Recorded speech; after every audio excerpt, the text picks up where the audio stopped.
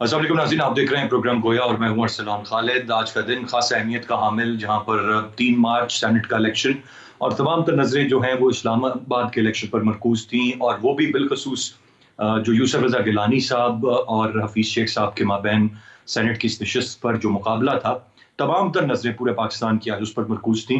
गो के खवातीन की जो नशस्त थी उस पर पाकिस्तान तहरीक इंसाफ की रहनुमा फौजिया अरशद साहिबा कामयाब हुई, लेकिन यूसुफ रजा गिलानी साहब जो पीडीएम के मुश्तरका उम्मीदवार थे, वो आज कामयाब हुए। एक बड़ा अपसेट है आज पाकिस्तान तहरीक इंसाफ के और उसके इत्तेहादियों के लिए। तकरीबन 6 से 7 के करीब इतलात हैं कि वोट मुस्तरद हुए हैं, और ये वोट मुस्तरद होना ही बड़ा एक डिफरेंस है जो बज़ाहिर नजर आ रहा है, क्योंकि 169 वोट्स लेकर यूसुफ रजा गिलानी साहब कामयाब हुए हैं। 164 वोट्स हफीज शेख साहब ने लिए हैं और 6 से 7 वोट्स कहा जा रहा है कि वो मुस्तरद हुए हैं, जिनमें शरियार अफरीदी साहब के वोट का मुस्तरद होना, जरताज गुल साहिबा, दो विफाकी वज़रा के वोट का मुस्तरद होना खासी अहमियत का हामिल है। और उसके अलावा भी कुछ वोट हैं जिनकी मुख्तलिफ वजूहत रहीं, वो भी हम उस पर भी बात करेंगे और जानने की कोशिश करेंगे।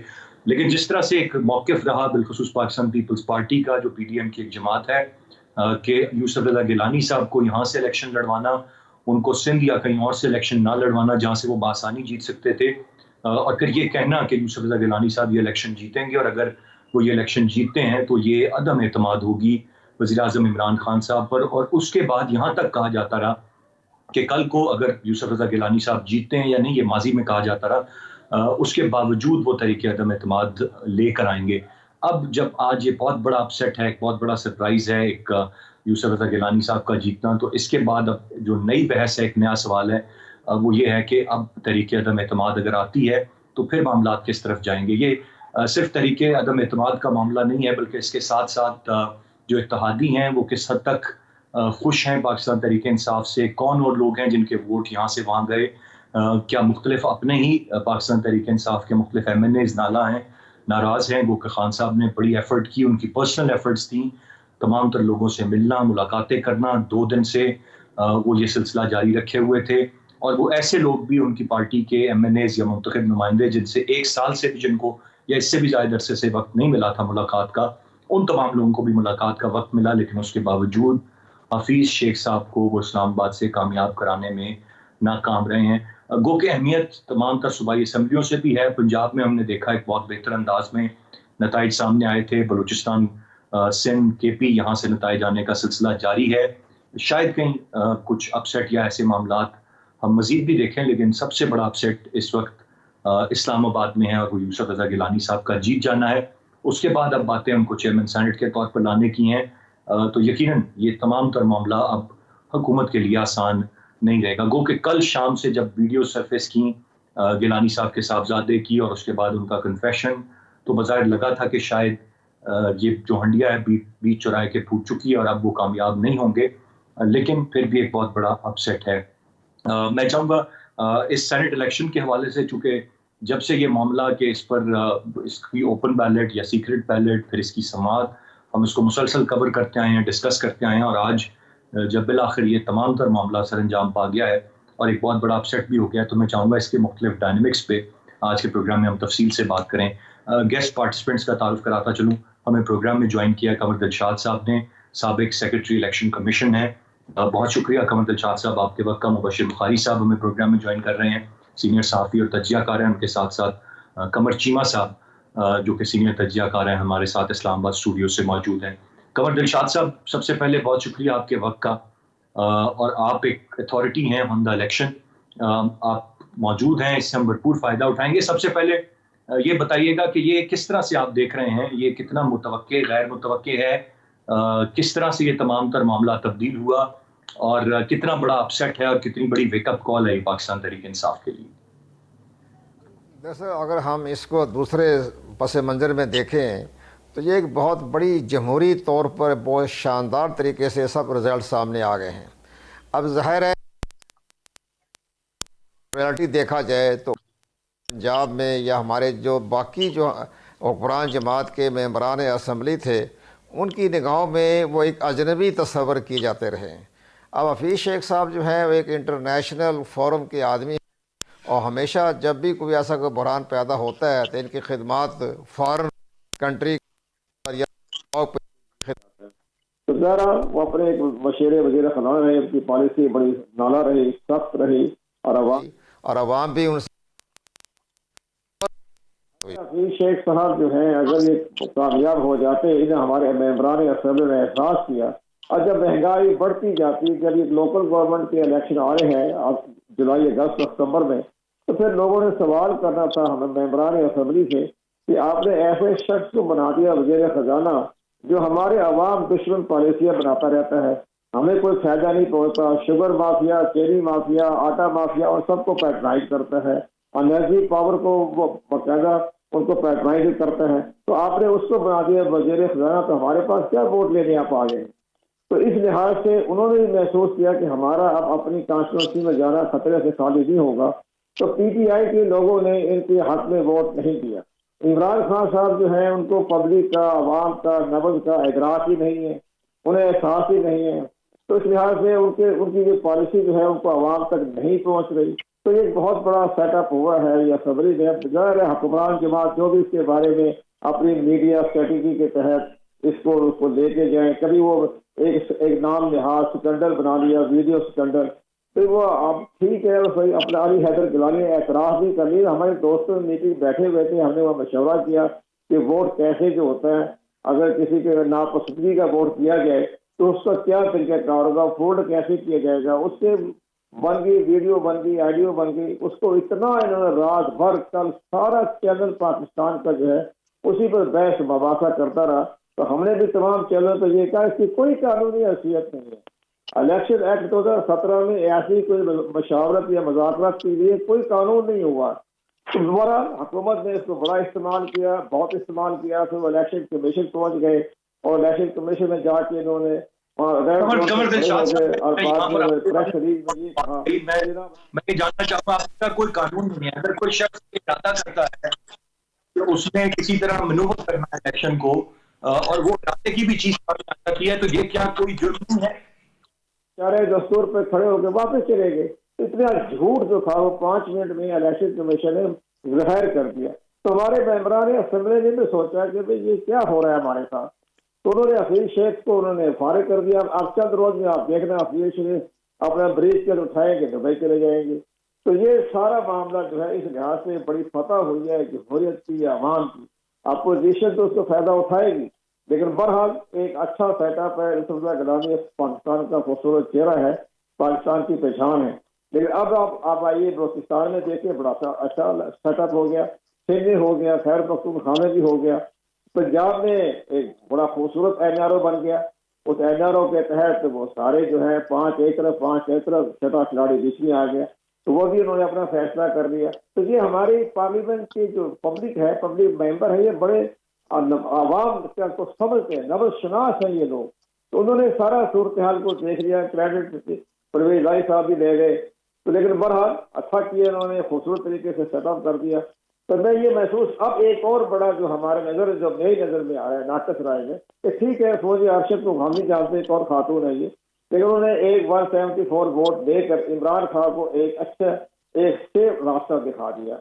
अब इनके खिलाफ जो है आदमी एतमाद की जो बातें चल रही थी वो किसी न किसी हद तक कमजोर पड़ गई। लेकिन इसके साथ साथ एक और बड़ा मसला है।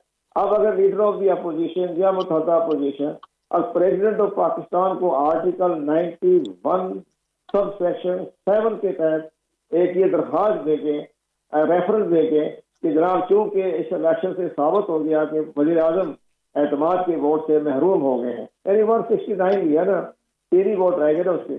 तो इस लिहाज से इनको आप दोबारा एतमाद का वोट कहने के लिए आप हुक्म जारी करें। तो प्रेसिडेंट के पास तो ये पावर है, डिस्क्रिशनरी पावर है, स्वाबदेही पावर है। आइन ने भी लिखा है कि जब ऐसी सूरत हाल पैदा हो जाए तो प्रेसिडेंट ऑफ पाकिस्तान जो है वो प्राइम मिनिस्टर साहब से कह सकते हैं कि आप एतमाद का वोट ले लें। जो जरदारी साहब कहते थे जी हमने तहरीक अदम एतमाद पेश करनी है, 26 मार्च का लॉन्ग मार्च भी कर रहे हैं। इन सब से बचने का तरीका एक ही है कि अपनी ताकत का मुजाहरा करने के लिए प्रेसिडेंट पाकिस्तान को ले दें।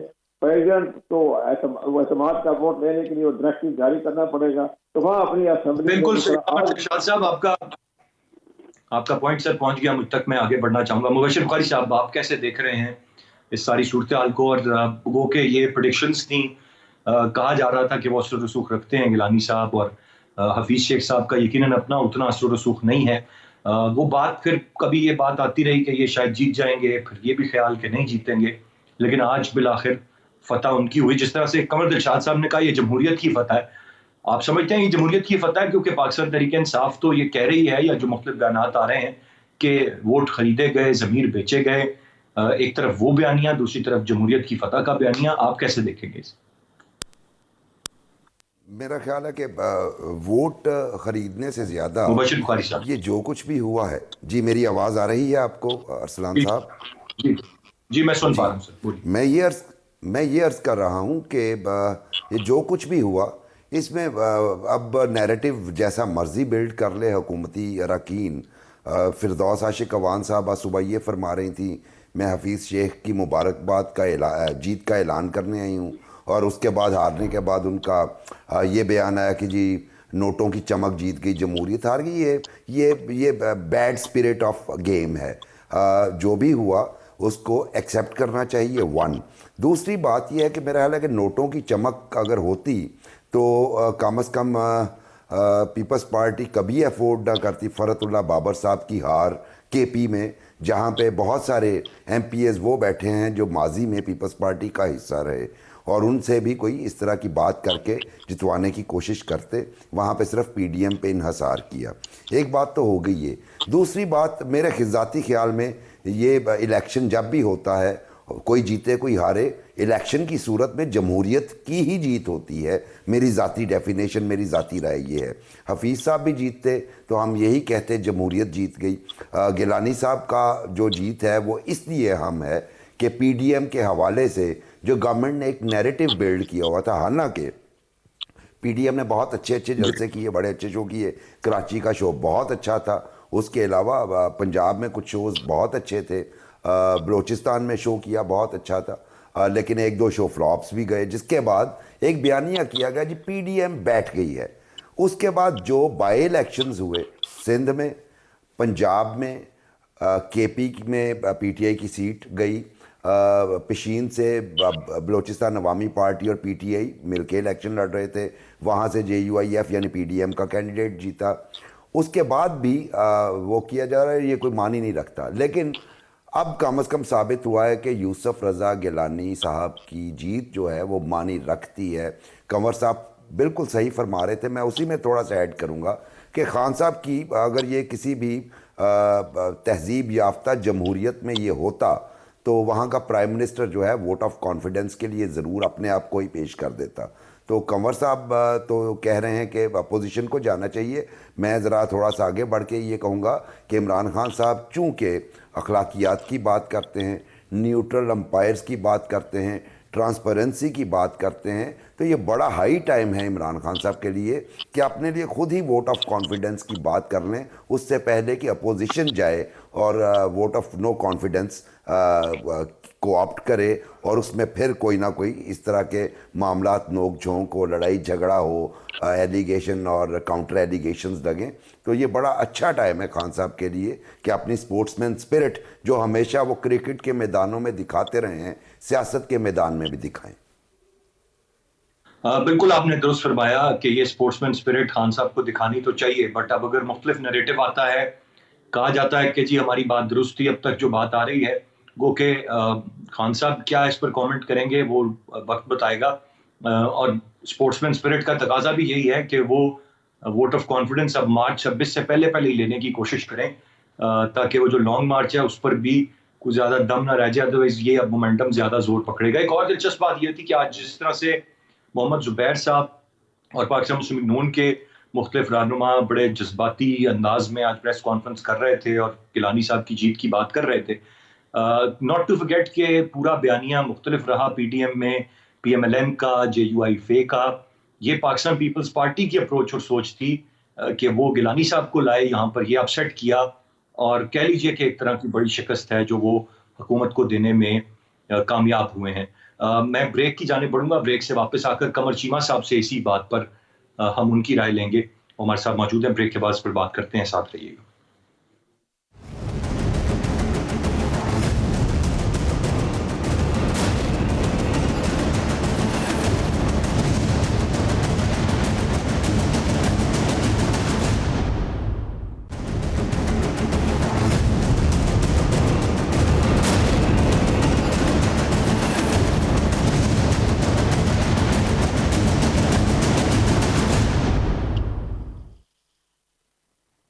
Welcome back. कमर शिवा साहब, आपकी जाने पढ़ूंगा, और इस वक्त जो बात मैंने ब्रेक पे जाने से पहले कही, वो जो भी अप्रोच रही जब पीडीएम फॉर्म हुई, इस हुकूमत को घर भेजने की बात हुई, सेनेट इलेक्शन या ज़िमनी इलेक्शंस का बायकॉट करने की बात हुई, जरदारी साहब कॉल करते रहे और कन्विंस करते रहे नवाज शरीफ साहब को भी या मौलाना फजल रहमान साहब को भी, और ये उनकी अप्रोच थी कि नहीं, इन इलेक्शंस में हिस्सा लिया जाए और जो भी करना है वो पार्लियामान के जरिए ही किया जाए। ये पीपल्स पार्टी ने इस चीज का मुजाहरा 2014 में भी किया था जब खान साहब सड़क पर मौजूद थे, और अब इस मरतबा भी पीपल्स पार्टी ने ये रास्ता दिखाया। तो बड़ा बड़ा क्रेडिट है जो पाकिस्तान पीपल्स पार्टी को जाता है। इसे कैसे देखते हैं? देखिए, ज़ाहिर बात है कि एक बात तो नज़र आती है कि पीपल्स पार्टी ये पैगाम देना चाहती है तमाम जमहूरी ताकतों को कि आप कोई इस तरह की गलती ना करें जिससे गैर जमहूरी ताकतें मजबूत हों। सो सिंपल सी बात है कि वो समझते हैं कि हमें जमहूरी फोर्सेस को पार्लियामेंट के अंदर रह के जो भी सलूशन, जो मैक्सिमम पॉसिबल सलूशन होता है वो निकालें। एक बात तो ये है। दूसरा, वो इसलिए भी कंफर्टेबल है क्योंकि उनकी एक सूबे में हुकूमत है, बाकी वो सेनेट में भी हैं, नेशनल असम्बली में भी ऑपोजिशन में हैं, तो वो समझ रहे हैं कि हम एक अच्छे पॉलिटिकल प्लेयर हैं, तो क्यों हम बजाय इसके कि हमें हर वक्त पावर में तो नहीं आना, तो हम क्यों इन चीज़ों का हिस्सा बने। सो इसलिए बाकी ऑपोजिशन जमातों के मुकाबले में उनके कंसर्न्स और उनकी स्ट्रैटेजी और है। सो माजरा चाहता हूँ। सो मेरा ये तो पीपल्स पार्टी को एक, और वैसे भी उनकी जमहूरियत के हवाले से जो जमहूरी सोच है वो ज़ाहिर बात है बाकी शायद सियासी जमातों की उस तरह इतनी मेच्योर सोच नहीं है। लेकिन मेरा ख्याल है कि जो सबसे इंपॉर्टेंट चीज़ थी कि वो जो उन्होंने कैंडिडेट चुना, कैंडिडेट उस तरह का चुना कि जो पॉलिटिशियन है, वज़ीर आज़म रहा है, नेशनल असम्बली के स्पीकर रहे हैं, उनका एक पॉलिटिकल कैरियर है, पॉलिटिकल फैमिली है, ताल्लुकात हैं बड़े बड़े सियासी ख़ानदानों के पूरे पाकिस्तान से। तो वो उन्होंने एक उस तरह के बंदे को चुन लिया जो टेक्निकली हफीज़ शेख से बहुत ज़्यादा ताकतवर कैंडिडेट था। गवर्नमेंट आपको पता है वैसे भी डिसएडवांटेज पोजीशन में होती है। MNAs पहले ही ना खुश थे। हफीज़ शेख साहब को वो जो IMF का वायसराय भी कहा जाता है कि यार ये तो हमारी सुनते ही नहीं है, इन तक हमारी एक्सेस भी नहीं है, और वैसे भी वो टेक्नोक्रेट है, उनका MNA से क्या लेना देना, या इस तरह की चीज़ें। तो वो सो मेरा ख्याल है कि, और इमरान खान ने खुद भी क्योंकि एक बहुत अरसे से जो अपने पार्लियामेंटेरियंस हैं उनसे रब्ता भी मुनक़ता हो चुका था, वो एक फ्रैंकनेस और वो डिस्कशन जो पहले होती थी वो नहीं होती, ज़रूरत नहीं पड़ती अब, ज़री बात है MNAs की हुकूमत में है। तो वो मेरा ख्याल है हफीज़ शेख को ले लें, हुकूमत को ले लें, हुकूमत की बैड गवर्नेंस को ले लें, फंड्स का ना होने को ले लें, उधर से सारी चीज़ें, और पीपल्स पार्टी की तरफ चले जाए, और गिलानी साहब की तरफ जब चीज़ें तगड़ी थी, दूसरी तरफ पलड़ा बहुत जो हल्का था, तो टेक्निकली बेसिकली गुस्सा ही निकाला है इमरान खान साहब के अलावा। तो एक ये भी पता चला है इमरान खान साहब को कि अगर वज़ीर आज़म हाउस में बैठे रहने से चीज़ें नहीं चलती, इतनी थिन मेजॉरिटी हो तो आपको अपना जो सियासी बयानिया होता है और आपकी जो सियासी कल्चर होता है या जो अपनी सियासत है उसमें एक हम्बल रहना चाहिए और लोगों के साथ इंगेज रहना चाहिए। आप पूरा मुल्क चला रहे हैं तो ये चीज़ें मैं समझता हूं कि इनकी बड़ी रेलेवेंस थी आज की इस डिस्कशन में। और अबव ऑल पीपल्स पार्टी को पीडीएम में एक एज मिल गया कि देखिए हम तो बात करते हैं इस सिस्टम के अंदर रहने की। सो और उनको ये भी पता है कि पीटीआई ने क्या कर लिया था 126 दिन धरना करके, मौलाना फजलुर रहमान ने क्या कर लिया था, और पीटीआई पीपल्स पार्टी ये भी समझ दिया कि मैंने तो सिंध से चलना है, तो इस्लामाबाद में मेरे वोट आते आते थक जाएंगे और मुझे तो वो सपोर्ट भी नहीं मिलेगी। सो लिहाजा don't go into this lengthy marathon में जाने की कोई ज़रूरत नहीं है, अपनी सिर्फ पॉलिटिकल तरीके से ही चीज़ों को करने की कोशिश करो। जो उनका छक्का आज अच्छा लग गया है, जिसको वो अगले 2.5 साल भी कैश कराएंगे। अभी बिलावल साहब ने कह दिया कि हमारे ये सेनेट के भी उम्मीदवार हैं, चेयरमैन के भी उम्मीदवार हैं। So the things are getting very interesting. और इमरान खान साहब के लिए एक है कि उनको अपना रवैया पॉलिटिकल क्लास, पॉलिटिकल एलीट और जो उनके MNAs उनकी तरफ बदलना पड़ेगा, वरना 2023 का इलेक्शन तो सामने ही है और पता भी लग जाएगा उनको। चीमा साहब, एक और चीज, जहांगीर तरीन साहब के 100% एक्टिव होना, जो 2018 में जैसे वो थे, गो के दोबारा से वो कोई कुछ किया, लेकिन उस तरह से एक्टिव नहीं, कमी किस हद तक महसूस हो रही होगी आज खान साहब को या पाकिस्तान तहरीक इंसाफ के लोगों को कि अगर उसी तरह से वो तमाम मामला चला रहे होते तो शायद नतीजा आज मुख्तलिफ होता है। जी अरसलान साहब, ये जारी बात है, ये तो कमी, ये तो जहांगीर तरीन साहब लोगों ने कहना जी अगर वो होते तो चीज़ें बेहतर हो सकती है। और दूसरा ये कि खान साहब ने अपनी चीज़ें जो थी, अपनी पावर्स जो थी वो डेलीगेट कर दी हुई थी। पंजाब में जहांगीर तरीन चलाते थे, सिंध में कोई और चलाता था, KP में कोई और चलाता था, तो वो अपने लोगों से पूछते थे सुनाओ क्या हो रहा है। वो जो डायरेक्ट लिंक होता है वो ख़त्म हो चुका था। और जहांगीर तरीन पंजाब में होने की वजह से, एक बड़ी फिगर होने की वजह से, फाइनेंशियली, पॉलिटिकली वो इन्फ्लुएंस होने की वजह से, और जो एक ऐसा बंदा है जो हर कुछ कर सकता है, सो वो तो रहेगा। लेकिन मेरा ख्याल है इमरान खान साहब बहुत आगे जा चुके हैं जहांगीर तरीन के बारे में, सो बड़ा मुश्किल होगा वापस उनको लेके आना, ये चीज़ें करनी। Rightly said. कमर दिलशाद साहब, दो चीजें हैं जो इंतहाई अहम है। आप चूंकि आपका कल से जब से ये वीडियो सरफेस हुई और फिर आप कहते हैं कि इसकी कोई सजा नहीं है, तो मैं सबसे पहले ये जानना चाहूंगा कि अगर कोई भी शख्स ये इरादा करता है कि उसने मनूवर करना है, किसी भी तरह से वोट्स को जाया कराना है, कोई और कार्रवाई करनी, तो ये एक इरादा, एक इंटेंट तो है एक काम गलत करने का। क्या ये इंटेंट पे कोई सजा या कोई सवाल नहीं है? ये बड़ा लाउड एंड क्लियर है। एक चीज ये सर। दूसरी ये कि ये जो वोट जाया होता है, बहुत सारे लोग ये सवाल कर रहे हैं कि वोट जब खुफिया बैलेटिंग है तो वोट जाया कैसे हो रहा है, ये किस तरह से पता चलता है कि जाया कैसे होता है? जरा अगर इन दो चीजों पर सर रोशनी डालो। देखा जी, असूली तौर पर ये हमारे पार्लियामेंटेरियन हैं, कौमी असम्बली के मेंबर हैं, पढ़े लिखे लोग हैं, कई इलेक्शन से गुजर चुके हैं। इन्होंने जो अपना वोट जो है वो उसको उन्होंने स्पायर किया या उसको गलत निशान लगाया, ये दानिस्ता किया गया है।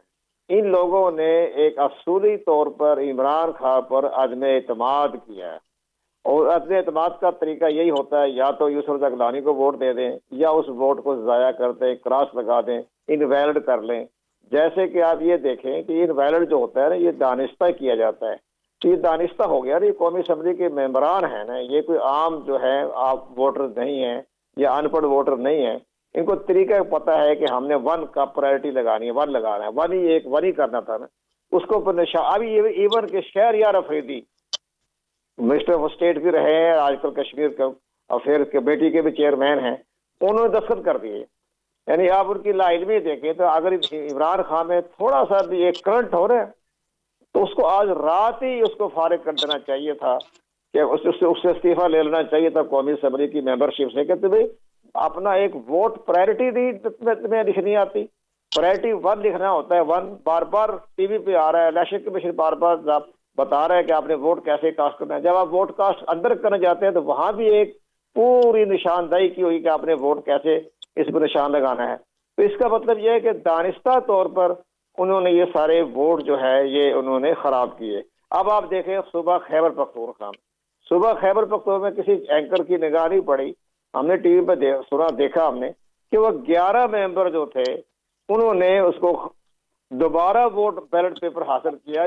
बच गए वो लोग, अगर वो उसमें डाल देते बैलेट बक्स में फिर तो उसका चांस नहीं था दोबारा बैलेट पेपर हासिल करने का, तो उन्होंने दोबारा बैलेट पेपर हासिल किया। आप ये लिखें कि सूबाई असेंबली के वो मेंबर हैं, तो उन्होंने उनका पहले जहन ये आया, लेकिन बाद में जब सोचा तो आफ्टर थॉट के तहत उन्होंने दोबारा वो बैलेटिंग जो है हासिल किया। तो ये इमरान खान को इस सारा चीज का एनालिसिस करना चाहिए कि मेरी पार्टी में आज तो ये हो गया है, और कल को ये भी तो हो सकता है कि लीडर ऑफ द हाउस बैठ के लीडर ऑफ द पार्टी जो है वो ये कहें कि जनाब अब हमें आप पे एतमाद नहीं रहा, तो आप बराए मेहरबानी करके मुस्तफी हो जाए। ये भी हो सकता है, पार्टी के अंदर का भी आवाज आ सकती है।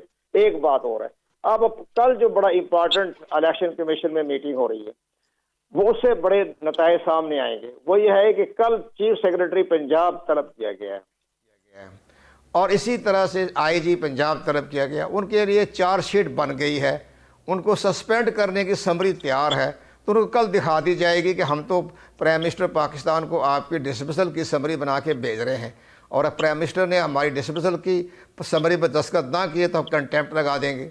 ज़ाहिर ऑर्डर है इलेक्शन कमीशन पाकिस्तान का, तो कल ही वो सब कुछ बता देगा। वो चीफ सेक्रेटरी के किसके इशारे पर उन्होंने चीफ इलेक्शन कमिश्नर के अटेंड नहीं किए, किसके इशारे पर 20 प्रेसिडेंट गायब हुए, तो कल आईजी भी बता देगा। ब्यूरोक्रेट किसी का नहीं होता, ब्यूरोक्रेट ने अपनी हवा देखनी होती है, अपनी मुलाजमत बचानी होती है, बड़ा लंबा कैरियर है उन लोगों का। तो इसलिए कल भी एक बड़ा अहम फैसला आना है। और दूसरी बात यह है कि जो 20 प्रेसिडिंग ऑफिसर है उसका इलेक्शन कमीशन ऑफ पाकिस्तान ने डाटा इकट्ठा कर लिया है, डाटा आ चुका है, 30 पेज की रिपोर्ट आ गई है कि जिसमें ये सारा साबित हो गया है कि उन्होंने ये 12-13 घंटे कहाँ गुजारे, किसके कहने पर किया, किसने कंटेक्ट किया, और सब टेलीफोन कॉलें सब मौजूद इलेक्शन कमीशन के रिकॉर्ड में आ चुकी है। अब ये चीज़ें पता चलेगा कहाँ से इशारा हुआ, किसका इशारा हुआ। जो इशारा बताएंगे तो इलेक्शन कमीशन ऑफ पाकिस्तान उसको भी तलब कर लेगा।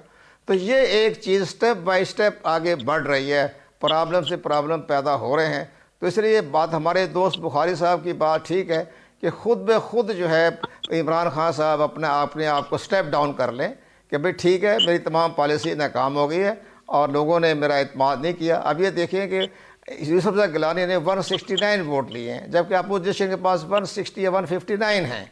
तो अब उसके मुताबिक 10 वोट उन्होंने जो फालतू लिए हैं, वो बाकी 6 जो है वो रिजेक्ट भी हो गए हैं।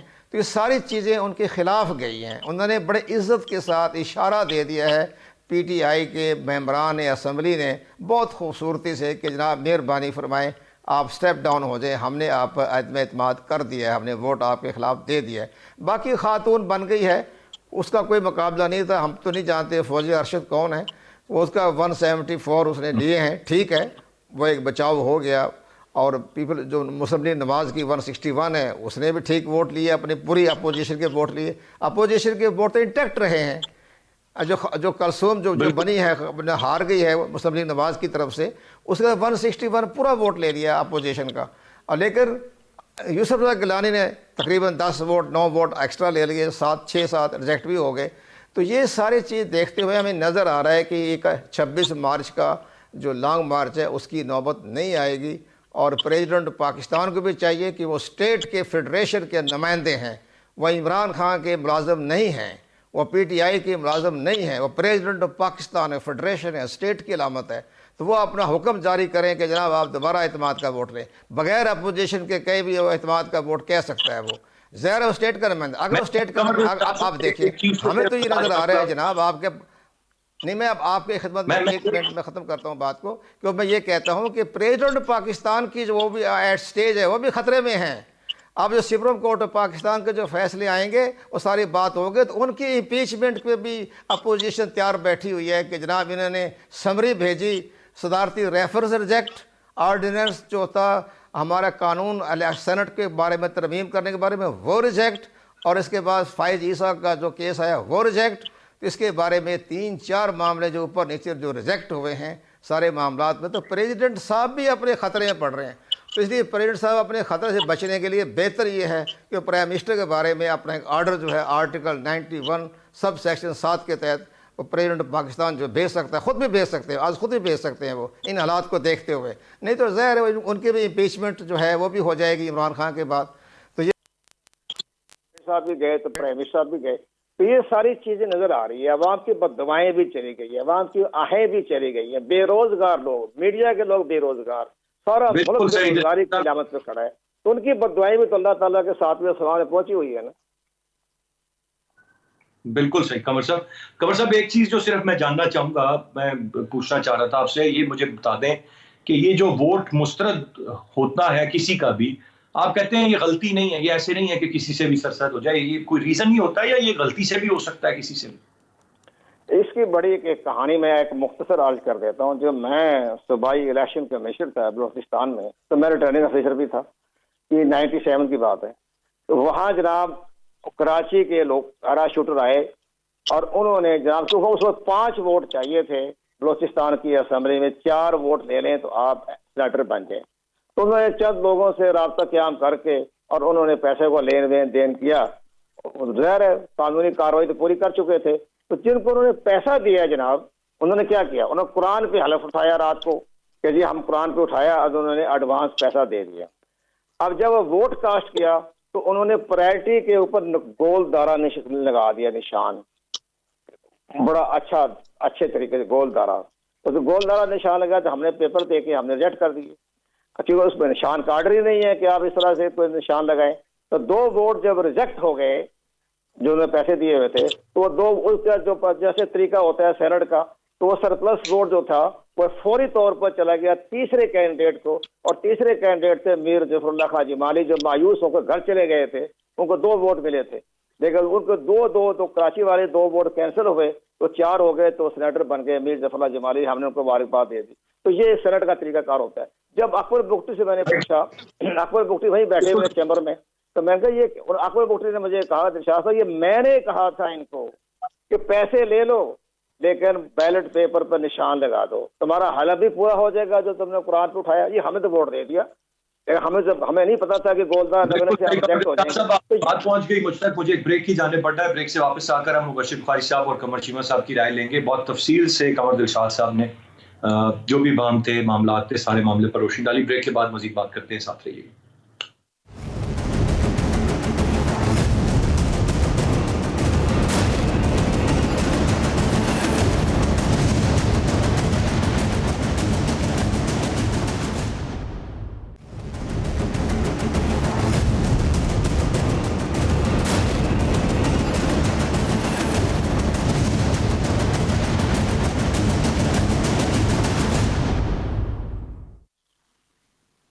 जी वेलकम बैक।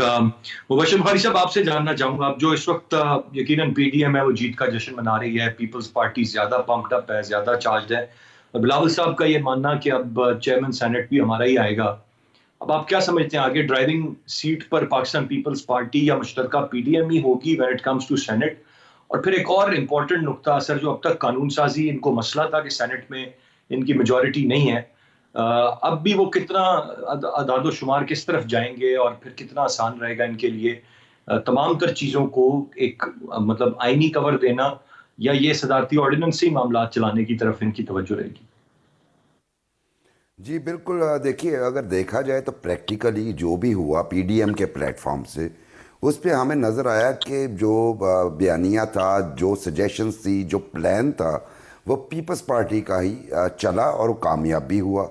जिसका मतलब ये है कि पीपल्स पार्टी ऑलरेडी जो है वो ड्राइविंग सीट पे है। उसकी एक बुनियादी रीज़न ये थी कि मियां नवाज शरीफ जो हैं वो मुल्क से बाहर हैं। उसके अलावा जो शहबाज शरीफ थे वो जेल के अंदर थे, जबकि ले दे के आपके पास एक आसिफ जरदारी ही रह जाते थे। और उसके अलावा यकीनी तौर पे शाहिद खान अब्बासी साहब हो गए या परवेज़ रशीद हो गए, पीपल्स पार्टी की तरफ से रज़ा रबानी और यूसुफ रज़ा गिलानी और इस तरह के लोग ज़रूर थे, लेकिन जो गेम प्लान था वो जरदारी साहब का तैयार करदा था। चूँकि मियाँ साहब तो एक डायरेक्ट जाना चाह रहे थे कि जी इस्तीफ़े भी दीजिए, लॉन्ग मार्च भी कीजिए, सेट इन भी कीजिए, जबकि जरदारी साहब ही लेके आए, जैसा आपने अपने इंट्रो में फरमाया। तो अभी तक देखा जाए तो ड्राइविंग सीट पे जरदारी साहब ही बैठे हुए हैं, और उनका सेनेट के इलेक्शन से पहले वहाँ पे जाना और फिर पर्सनल कॉन्टैक्ट्स करना, लोगों से रिक्वेस्ट करनी, वो भी अपनी जगह पे मौजूद है। तो फ्यूचर में चूँकि पीपल्स पार्टी की स्ट्रेटजी कामयाब हुई है, इसलिए मेरा ख्याल है कि स्ट्रेटजी मेकिंग में पीपल्स पार्टी का ही सेंट्रल रोल रहेगा। और ये भी बात हमें नहीं भूलनी चाहिए कि आज से अगर हम तकरीबन 2 दहाई कबल चले जाएं, बल्कि इफ्तिखार चौधरी साहब की मूवमेंट तक अगर आप जाएं, तो पीपल्स पार्टी स्ट्रीट पावर वाली जमात थी। पीपल्स पार्टी जो है वो लॉन्ग मार्चेस की, जिसे आप कहते हैं एक्सपर्ट या अपोजिशन की बेहतरीन जमात जो थी, वो हमेशा पीपल्स पार्टी रही। तो आगे भी मुझे यही लगता है ये यही करेंगे, जब अगर ये नो कॉन्फिडेंस और बाकी जो इनकी स्ट्रेटजी ये होगी कि नो कॉन्फिडेंस पहले वो सेनेट में लाएँ, उसके बाद पंजाब असम्बली में लाएँ, फिर उसके बाद नेशनल असम्बली तक जाएं और लॉन्ग मार्च के ज़रिए एक और प्रेशर माउंट करने की कोशिश करें। लॉन्ग मार्च और इस्तीफ़े मेरा ख्याल है इनकी आखिरी हरबा होंगे, उससे पहले ये कुछ और करेंगे और करना चाहेंगे भी। और जो नंबर गेम की आप बात कर रहे हैं, मेरा ख्याल है कि जो अपोजिशन अलायंस है उसको अभी भी बरतरी हासिल होगी। अददी जो भी रिज़ल्ट्स हैं उसके मुताबिक अगर देखा जाए तो स्लाइट एज है, जिसका मतलब ये है कि अभी भी पीटीआई को ज़रूरत पड़ेगी कि सदारती ऑर्डिनेंसेस से ही काम चलाएं, क्योंकि सेनेट में तो उन या फिर जॉइंट सेशन बुला के करें, वरना सेनेट में मेरा ख्याल है अभी भी पीडीएम जो है उनके लिए बहुत बड़ी रुकावट होगी।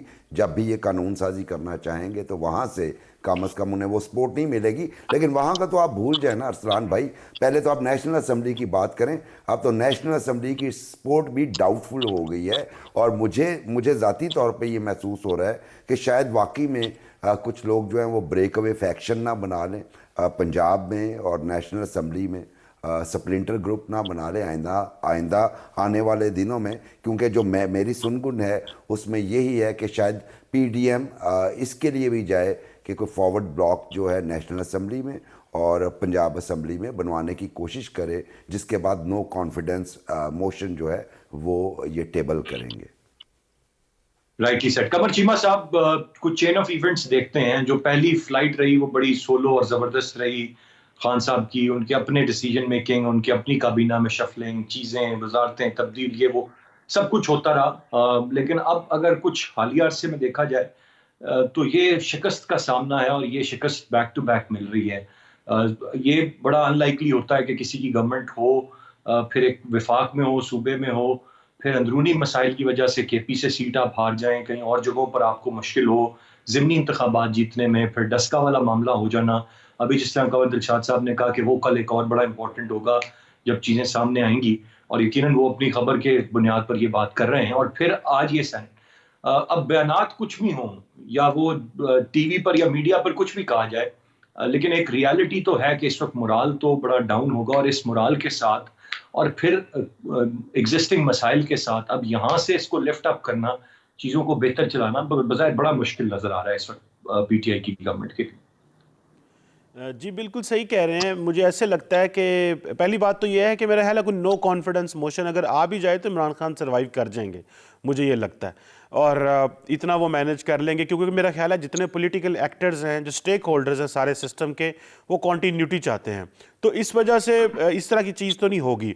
लेकिन मेरा ख्याल है कि इमरान खान साहब को हमजा शहबाज की जो बेल है उसको भी रीड करें, डस्का वाला जो है इशू उसको भी रीड करें, जिस तरह आपने कहा, कंवर साहब भी कह रहे थे, फिर जो इलेक्शन कमीशन की जो वर्डिक्ट आ रही है उसको भी रीड करें, फिर ये आज वाला भी देखें। तो मुझे ऐसे लग रहा है, जिस तरह आपने भी कहा, कि इमरान खान साहब के लिए मुश्किलात तो खड़ी हो रही हैं, सिर्फ रवैया बदलने की ज़रूरत है। देखिए, जब आपके पास अपने पार्लियामेंटेरियंस को देने के लिए मैसिव फंड्स ना हो, आपका पॉलिटिकल स्टाइल जो है, आप अच्छे मोबिलाइज़र तो हैं, लोगों को मोबिलाइज कर सकते हैं, लोगों को एंटी हुकूमत नारे तो लगा सकते हैं, लेकिन आपके अंदर वो जो पॉलिटिकल कल्चर वाली चीज़ें होती हैं वो ना हो तो फिर चैलेंजेस तो होते हैं। मेरा ख्याल है अगर इमरान खान ने ये चीज़ें रीड करना शुरू नहीं की तो डेफिनेटली उनके लिए चैलेंजेस हैं। इमरान खान एक पॉपुलर बंदा तो है, लेकिन वो जो एक पॉलिटिक्स की डोमेन में जो बिहेवियर्स लाने होते हैं, जो जिस तरह नखरे उठाने पड़ते हैं, देखने पड़ते हैं सियासतदानों के, और जो पॉलिटिकल विनिंग हॉर्सेस होते हैं, वो मेरा ख्याल है उनको थोड़ा सा